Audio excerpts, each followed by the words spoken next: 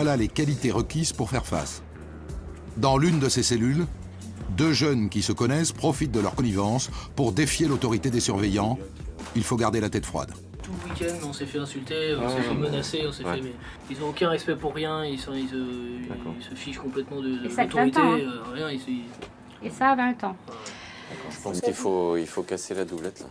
Non, mais quitte à écourter un petit peu la phase d'accueil si ça sert à rien et si ils sont vraiment dans le rapport de force. On va donc les séparer. Et si ça ne suffit pas, ce sera le quartier disciplinaire. Ce qu'on appelait le mitard, c'est ça? Ouais, ce qui est appelé communément le mitard. Le mitard. Genre de faute, moyenne?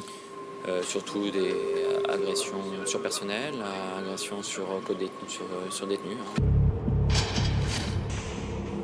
Pour éviter tout contact avec les autres détenus, le quartier disciplinaire, le QD, est situé à l'opposé du reste de la détention.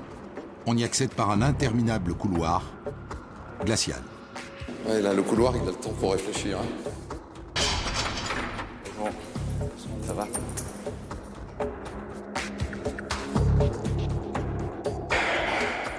Il y a plein de raisons de placer un détenu à l'isolement.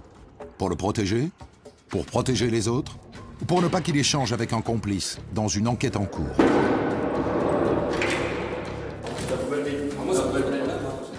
Les surveillants qui travaillent ici ont été choisis pour leur sang-froid.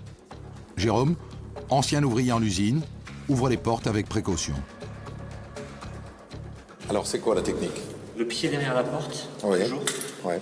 Un contrôle de huton systématique Ouais. pour voir où est la personne.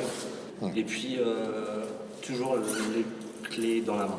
D'accord. Toujours, et après, dès que je vais ouvrir, je remets le pen. Je ressors le pen.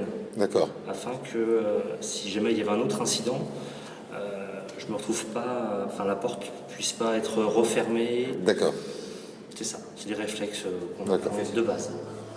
En clair, Jérôme n'aimerait pas être pris en otage.